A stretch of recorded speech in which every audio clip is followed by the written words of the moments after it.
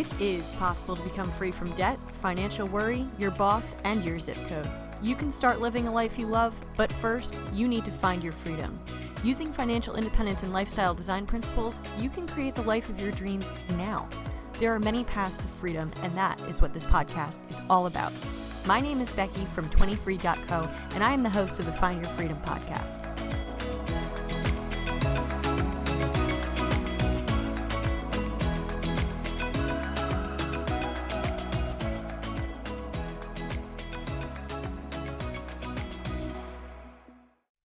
Today's episode is all about what you need to do before quitting your job. I wish someone had given me a checklist and a rundown of all of this information before I put in my 2 weeks notice earlier this year. So I decided to put it all together for you. This is the full strategy I used to quit my job at an optimal time to earn literally several thousand more dollars and keep my full network. Listen to my story of taking the leap and quitting my job to work for myself in episode 9. In this episode, you'll figure out if you can afford to quit your job by calculating your money runway. Then, you'll decide the best time to quit your job, keeping in mind benefits, holidays, and other extra pay opportunities. Finally, I'll give you a rundown of the quitting-related tasks you need to do and conversations you need to have before and after turning in your notice. Can you afford to quit your job? To answer this question, you have to calculate what I call your money runway. The length of your money runway depends on savings and other sources of income. When you reach the end of the runway, you will need to have started making money again somehow, whether that is in your own business or by finding another job. The ideal length of your money runway will vary depending on what your plans are after leaving your job. If you have a 6-month emergency or opportunity fund that you can rely on, your money runway might be up to 6 months long, in the absolute best case scenario where you have no other emergencies. If you have other sources of income, such as a side hustle or a spouse's job, the length of your runway could be considerably longer or possibly indefinite. Grab a piece of paper. We are going to go through the calculation for your money runway together. First, write down how much cash you have available. Then, write down your additional sources of monthly income and your best estimates of what that will be. Be conservative with this amount and do your best to not overestimate. Extra sources of income could include a second job or business, your spouse's job, dividends from stocks, or passive income sources. Next, calculate your planned expenses once you are no longer employed at your company. This is your normal expenses adjusted for how they will change based on company perks that you are losing, as well as monetary benefits of your new situation. I would recommend calculating your fixed expenses and your variable expenses separately, and coming up with a conservative, meaning high, estimated monthly average for your variable expenses. Here are some line items that you might lose as benefits from your company, and therefore will need to add to your planned expenses. Phone plan, health, dental, and eye insurance, mileage reimbursement, provided food, professional society memberships, licenses or courses that are paid for, and tuition reimbursement. Here are some line items that you may not need to spend as much on once you leave your company, depending on what your plans are after leaving. If you'll be staying at home or working from home, you might not have to spend on gas, professional wardrobe, convenience items or services, escape activities such as drinking out with friends or expensive vacations. Additionally, if you have federal student loans, you may be eligible for an income-based repayment plan, which could reduce your monthly loan payment. Consider your discretionary expenses and decide if there are places you'd be willing to decrease spending in order to extend your money runway. Now that we have your cash cushion, your monthly income, and your expenses, we can calculate your money runway. I'll go through an example calculation with you. Take your monthly expenses and subtract your monthly income. Say your monthly expenses are $2,000 and your monthly income is $1,000. Subtract $1,000 from $2,000 and you are left with $1,000 of monthly expenses that you need to cover. Take your cash cushion and divide it by the number you got from the last calculation. This gives you the length of your runway in months. If you have a $12,000 cash cushion divided by $1,000 of expenses per month, you are left with 12 months. This is the longest possible runway you could have, in the best possible scenario, where there are no unexpected expenses or emergencies that occur. In our example, your runway is 12 months at maximum. Now, depending on your comfort level, you may want to decrease that runway by the minimum emergency fund you want to keep, and the number of months you think it would take you to find another job. Say you want to keep a $3,000 emergency fund, and you think you could find a job in 3 months. You would decrease your money runway by 3 months to cover your expenses while you are job searching, and by another 3 months for the $3,000, that's $1,000 per month, of your emergency fund. Now your runway is 6 months long. Whether this is long enough for you depends entirely on your plans after quitting and your comfort level or risk tolerance. If you are quitting this job to search for another job, you may not need a very long runway. If you are quitting your job to take a mini retirement or sabbatical, your runway would have to be at least the length of the trip. If you are quitting your job to start your own business, your runway should be long enough for you to build the business up to generate enough income to cover your expenses. You don't need to have your full money runway yet in order to benefit from the next segment's advice about figuring out when to quit your job. Okay, so now you know if you can quit your job. Now you have to decide when to quit your job. The timing is going to depend on financial factors as well as external factors from others in your life.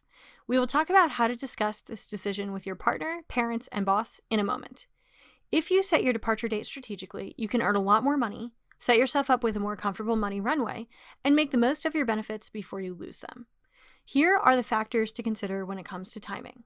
Immediate termination. First, keep in mind that you can be terminated immediately upon giving your notice. You might be dismissed the day you put your notice in, so you can't necessarily plan for the extra paychecks after you give your notice. I've heard of some companies where it is a policy to have security walk someone out on the same day they give notice. Sometimes they are paid for 2 weeks, sometimes they are not. Additionally, even in remote positions, your computer could be disabled and you could be terminated from your position immediately, with or without pay. While keeping in mind that immediate termination is always a possibility, you can look at your relationship with your supervisors, your role at the company, how sensitive the information you work with is, and the way employees have been treated in the past to inform whether or not this is a true risk. Your money runway. As we discussed, the length of your money runway depends on savings and other sources of income. When you reach the end of the runway, you will need to have started making money again somehow, whether it is in your own business or by finding another job. Ask yourself, what would my financial situation look like if I gave notice in 4 different scenarios? 1, give 2 weeks notice today, and I am immediately terminated. This is the worst case scenario. 2, give 2 weeks notice today, and I am paid for my last 2 weeks. 3, give notice at the end of this month. And 4, give notice at the end of this year. Figure out how much cash you would have available to use for expenses after you quit your job. Determine if you would have to convert any investments to cash for this to work. See if you would be able to pay your bills with the money you have or the money you would have coming in after you stop getting this paycheck, and for how long you could keep that up. How much notice do you want to give? Ask yourself, how long am I willing to offer to stay to help with the transition? Why, and what does this get me? What do I need to wrap up at work before leaving? Alicia Walter from The Passport Couple, who I interviewed in episode 8 about quitting her job last year to travel the world, offered to stay until they filled her position. This ended up being 7 weeks, during which Alicia helped to hire and train her replacement. Personally, I considered giving a lot of notice. I thought about giving 2 months' notice at the end of October and ending my employment on December 31st. I decided that given the paid holidays and significant paid vacation time that I wanted to take towards the end of the year, as well as my pending bonus, it was not in my best interest to reveal my decision to leave so early. Instead, I quietly finished my projects, transitioned out of my roles, and trained my replacements without giving notice. Your benefits. Consider your health coverage and potential lapses in coverage. Check to see if you quit on the 1st, do you get healthcare benefits through the end of the month or even longer? Or do they end on your last day? Also check when you are next due to the doctor or dentist. If you can use your company's health benefits to book an appointment before you leave, this could save you money. How much money do you stand to lose? Vesting. You can be vested in your employer's contributions to your 401k, pension, or stock options. Check out your vesting schedule and calculate how much you would lose if you leave your job now. It might only be a few days, weeks, or months until you hit the next vesting percentage or you become fully vested, and you can walk away with more money that your employer contributed for you. After all, this is a part of your compensation package that you don't want to leave on the table if you don't have to. Tuition reimbursement programs. Did your employer assist you with paying for tuition? There were likely strings attached, namely that you continued to work for the company. There could be a penalty, such as having to pay back the amount that the company paid to your education if you leave within a set period of time. For my old company, if you left within 12 months of a tuition reimbursement, they would require you to pay it back in full. This felt to me like essentially signing an employment contract, so I never went ahead and used this benefit. A similar situation to tuition reimbursement can come with relocation packages. A relocation package covers the cost of moving in order to accept a new position with a company. Be careful to comply with your employer's policy to make sure you don't have to pay back the relocation costs. How much money can you squeeze out before you leave? PTO or paid time off payout. Check if you are allowed to use vacation time after giving notice, or if it is paid out at the end, or if it is just lost completely. Also remember that you could be terminated immediately upon giving your notice, and if that is likely, you may simply want to use your paid time off first. James from Rethink the Rat Race earned over $3,000 from vacation pay from taking a leave of absence that he was not intending to come back from, when he otherwise would not have been paid out for this vacation time. See my interview with Emily from Rethink the Rat Race in episode 10. Look into the timing of any distributions and contributions such as 401k match. For employer 401k matches or contributions, some employers contribute with every paycheck, some do a lump sum contribution at the beginning or end of every year, and some have their own schedules. Be sure to check out the schedule your employer uses to make these contributions. Some employers also contribute to you in other ways, such as HSA contributions. My former employer deposited the HSA contribution with the second paycheck of the month. We were paid bi-weekly. This is one of the reasons I decided to make sure that I was working on the pay date of that second paycheck, as I was not sure if I could get the contribution if I only worked for part of the pay period. I could have checked with HR, but I had other reasons to set my departure date when I did. Holiday pay.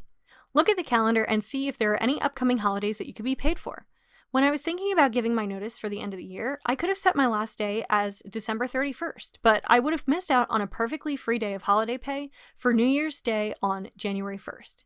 I not only got paid for Christmas and New Year's, but also for Martin Luther King Jr. Day, which fell during my final week. Bonuses. Consider that your bonus may be affected if you announce your departure prior to the bonus being awarded.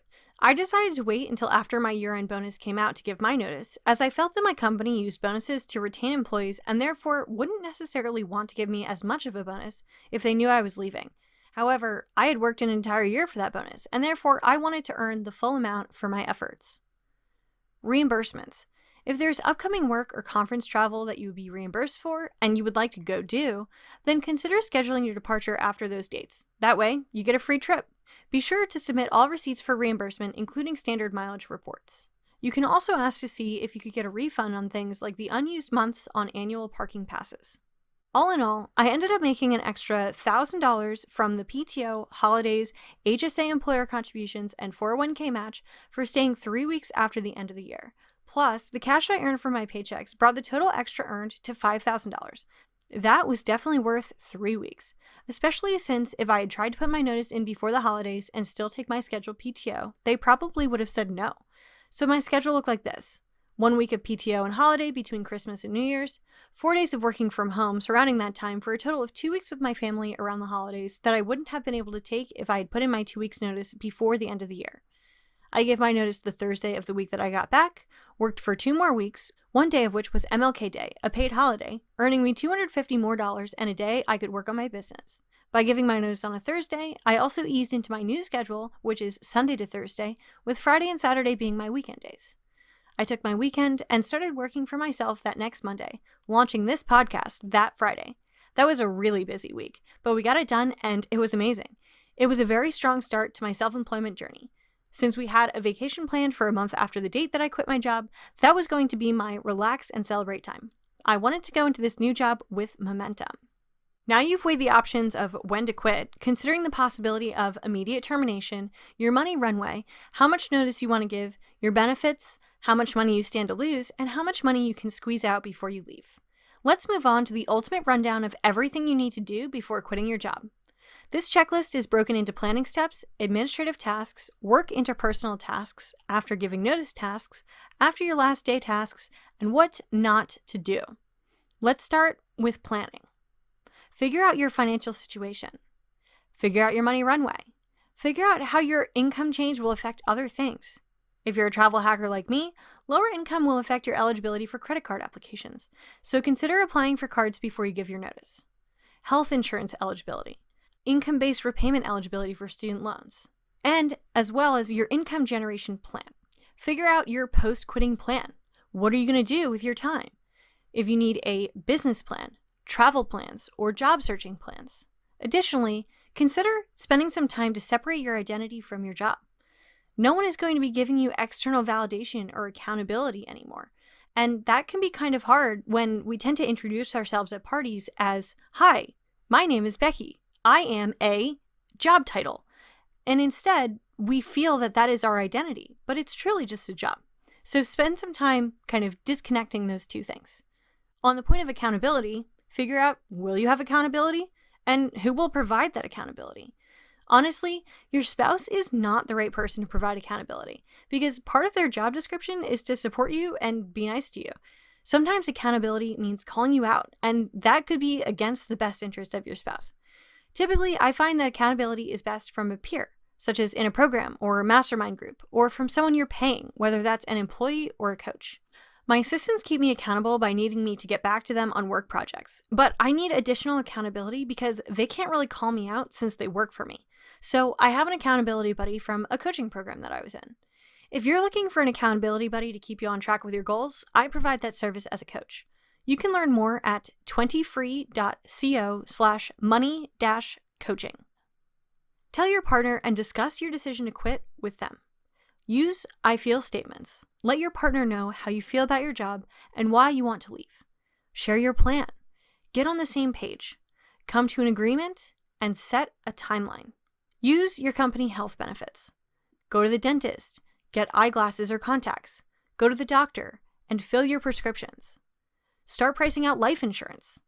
Life insurance is often provided through employers, but it can be quite the production to get your own policy, including getting blood taken, getting weighed, and more.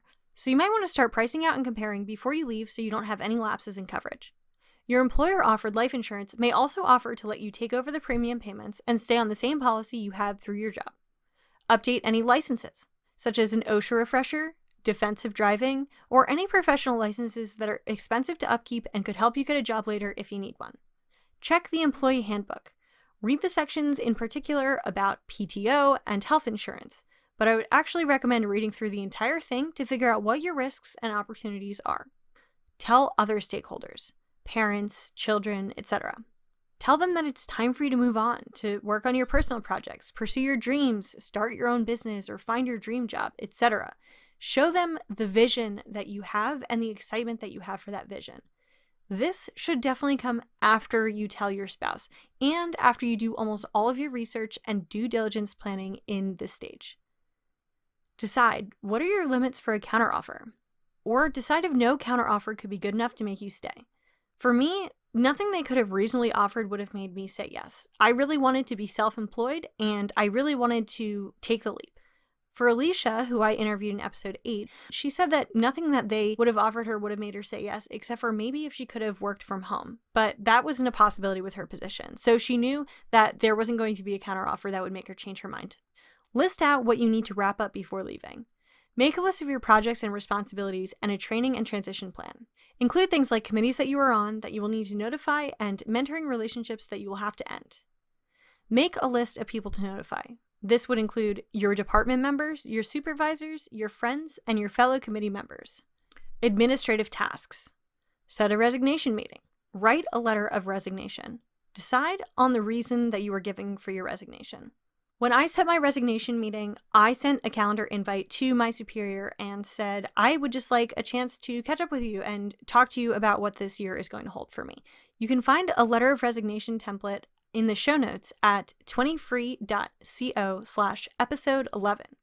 When it came to deciding the reason that I was giving for my resignation, I decided that I was not going to come out and tell them that I was going to work for myself because I felt that that was going to lead to a lot of questions about the industry that I was in, about whether or not I had been working on something on the side. And in general, I didn't want my professional life and my side hustle life to merge or overlap in any way. So instead, I told them that it was time for me to move on and that I was going to be focusing on personal projects. I was not going to a competitor. That was something that I told them to make them feel a little bit better and a little more secure. Rather than saying, oh, I can't disclose the reason, they would have assumed in that case that I had gone to work for a competitor and that I had been asked not to disclose who I was going to work for. Work interpersonal tasks. Tell your boss first. Do not tell anyone before you tell your boss at work, because if it gets to them through the grapevine, that's not going to look good for you. Then tell your coworkers, employees, and friends. Make sure that you say goodbye to everyone and thank you. Some people might feel really hurt or disconnected if you give your notice and don't tell them directly, or they get an impersonal email from HR or a general email to everyone from you. If you're close to someone or you work closely with them, make sure that you say goodbye and you thank them for the time that you spent working with them and learning from them. When I gave my notice, first I went in and talked to my boss and let him know that I was quitting. He then called his boss to let him know that I was quitting and handled the HR side of things. Right after that, I went around the office that I worked in and told everyone in my department that was in the office that day, and then I gave cell phone calls to everyone that was not in the office that day. I wanted them to hear it from me because I didn't want them to get that impersonal HR email. The HR email came out after that and went directly to the people in my department. I also then gave calls to my friends, my mentors, and other people that I worked with that weren't in my department and didn't get the HR email. I made sure to say goodbye and thank you to everyone, and of course to let people that I was still working with know that I was available for the next 2 weeks to help them with anything that they needed. Pick your HR rep's brain. Before you quit, if you get a chance to do this, ask them, is PTO required to be paid out, or do I need to take it? Now, this is totally going to depend on your relationship with your HR person. It may not be in your best interest to speak with your HR rep prior to quitting, because that's going to show your hand that you're considering quitting. And that could affect things like your bonus and other compensation, as well as how they decide to deal with it when you do give your notice. If you are very close with someone in HR, be sure to weigh this option, but keep in mind that HR professionals typically are hired to protect the company's interests, not to protect the employee's interests. And they may be required to disclose things that you tell them, off the books or off the record. And I would just be really careful about pursuing this prior to giving your notice to your boss, because they may also tell your boss before you do, and like I said, that doesn't look very good. After quitting, however, you can pick their brain on things like how to roll over your 401k, what happens to your HSA, what happens to your FSA, how long do health insurance benefits last? If you quit on the 1st, do you get benefits through the end of the month? How much does COBRA continuation cost, and how long do you have to activate it retroactively if you want it? Additionally, you might want to ask for recommendation letters or recommendations on LinkedIn from your supervisors or employees who have worked for you. I find that this is more helpful to do while you're still working there during your last 2 weeks, and I would tell them after you quit, not before you quit, so they know that you're leaving, and say, hey, I would love to have a recommendation from you on my profile since we work so well together, and see if they would be able to do that for you. I wouldn't wait too long after you leave, or else they might not know what to write in your recommendation. After giving notice, make sure to submit reimbursements, to back up documents that you are allowed to keep. If they have any rules about documents that you're allowed to take home personally or that you are not, be sure to follow those rules. Clean out your desk, max out your 401k, HSAs, and any other available retirement accounts that are coming with you. Provide training documents and organize your files for others. Change your address for professional organizations so that they are mailing to your home and not your work address. And download pay stubs. After your last day, call your student loan provider and apply for income-based repayments. Now, I called my student loan provider before and asked if I would be eligible, and they let me know that I would. However, I would not be eligible to apply until the change in my income had occurred, which means after my last day when I was no longer employed and no longer making an income from this company. Keep that in mind and make sure you put it on your calendar for after your last day. Same thing goes for rolling over your 401k. You have to no longer be employed with your company to do the rollover, so you're going to just want to wait until after your last day. Also, stop any auto transfers from your bank accounts that were based on direct deposits from paychecks. If you are taking money typically from a paycheck and then pulling that money out of that account and putting it into a different account, make sure that you stop those auto transfers so you don't accidentally overdraft your account. You might have to rearrange how things are done in your financial system in terms of automation, because your paychecks are not going to be necessarily direct depositing in the same way that they were before, because you're not going to have a paycheck anymore. And finally, what not to do. All right, we covered this one already, but I have to say it again. Do not tell anyone you work with about quitting before you tell your boss. If your boss finds out through the grapevine, it's not going to be good for you. It doesn't look very good, and it seems like you're going behind their back and that you don't respect them. So make sure that you tell whoever you directly report to first. They will decide how to tell their boss as well as HR. That you don't want to tell an employee or everyone in your department except for your boss, and then your boss hears from somebody else. That would be a nasty surprise. Also, don't burn any bridges. Don't go around telling people that you hated it there or talking smack in general about the company. It will color the opinion that people have about you after you leave, even if you worked there for years and had a really good reputation. The way that you end things is going to inform how people think about you forever after that, because that's really your last impression that you're leaving them with. So make sure that if you didn't like it there, you use some really general phrasing that's more like, it was time for me to move on and I found a different opportunity elsewhere that would be a good step in my career or in my life. You don't have to get into the dirty details, and depending on your HR department, you may want to consider how much to disclose in your HR exit interview, because that information can typically be shared with your boss and again might color their opinion on you. However, you have to weigh that with wanting to provide helpful feedback to the company. If you have really specific feedback about something that could be changed, you just have to consider how you're going to deliver it to make sure that it seems like constructive criticism and not like general moaning about something that you didn't like or throwing a particular person under the bus. Unless the reason that you're quitting is like a toxic interpersonal relationship, in which case I wouldn't get into the details too much and make it kind of a venting session, but I would specify the issue that you had and name the person that you had it with so that other people don't experience that issue, or so that it can go in their file in case someone else is already experiencing an issue or has filed a complaint with HR about that person. Another thing not to do, do not get senioritis. You know this from the last week of high school and the last week of college. You're a senior, you're graduating. It doesn't matter what you do now, right? Well, again, similar to not burning any bridges, you want to make sure that you don't get senioritis so that people remember you as a hardworking person who gets work done and leaves things, better than they found them, which means you're not going to leave a mess of files after you. You're not going to leave without finishing important things that you told people that you would finish. You don't have to work, 90, 100-hour work weeks those last 2 weeks to get things done. It's important to have a transition plan and make sure that you tell people what their responsibilities will be and the things that you think you can reasonably complete by the time you leave.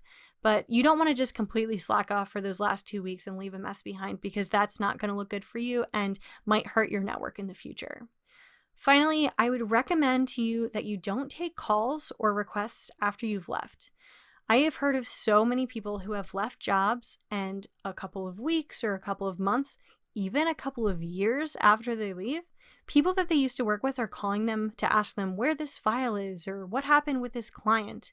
I would recommend that while you might take personal calls from the people that you used to work with and your friends from that job, you don't take calls or answer requests after you've left the job. I think that opens you up to some risks, and it also isn't your job anymore. They're not paying you for this time that you're spending. I would recommend just saying, this is the person that I transitioned this role to. Please check with them. They will probably have an answer for you. I just don't know the answer to your question. And I really am not able to answer requests like this in the future. That's how I would handle that, but just consider it really carefully. If they're coming to you after the fact, you might want to set a boundary and just say, this isn't something that I'm going to be able to do for you in the future. So if you have questions, I'm sorry, I'm not going to be able to answer them. All right, those are all the steps you should take to prepare to quit your job and plan your escape, including ensuring you are financially ready, having the conversation with the stakeholders in your life, including your partner, parents, and boss, deciding how much notice to give, figuring out the most lucrative time to quit, and planning your next steps. To get a free downloadable checklist with all these planning steps, head to the show notes for this episode at 20free.co/episode 11. That's the word 20. free.co/episode 11. Do you need help figuring out what's next on your path to finding your freedom? Let's work together. As a money coach and lifestyle design expert, I help people reach their biggest money goals, like paying off debt, building up savings, and using their money to create their ideal life. As your money coach, I help you gain clarity about what freedom looks like for you, develop a strategy to get there, and overcome your money roadblocks on the path to financial and lifestyle freedom. People work with me because they want to finally feel good about their finances and have a stress-free plan to create a life they love. And they don't want to spend years using trial and error and disjointed advice from the internet to figure out how to make it happen. I provide the proven tools to improve your finances and accountability to make sure that you take the action needed to change your life. If you want to take the concepts you are learning on this podcast to the next level, visit 20free.co/moneycoaching to schedule your free 10-minute call with me. I can't wait to help you transform your life and find your freedom. Need someone to talk with about recent changes in your finances due to COVID-19? Let's connect on a free 10-minute coaching call and discuss how I can help. Schedule your call today at the word 20free.co/moneycoaching. If you enjoyed today's episode, make sure you're subscribed to the Find Your Freedom podcast on whatever app you're using to listen to this episode. Do me a favor and also leave a rating and review on Apple Podcasts.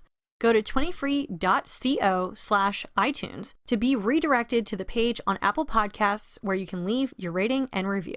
I really appreciate it. If you think this episode would help someone you know, please share it with a friend. Thank you so much for tuning in to this episode of the Find Your Freedom podcast. My name is Becky. You can connect with me on Instagram and Twitter at 20freeco and sign up for free resources and email updates at www.20free.co. That's the word 20, FREE.co. I'll talk to you next week on another episode of the Find Your Freedom podcast.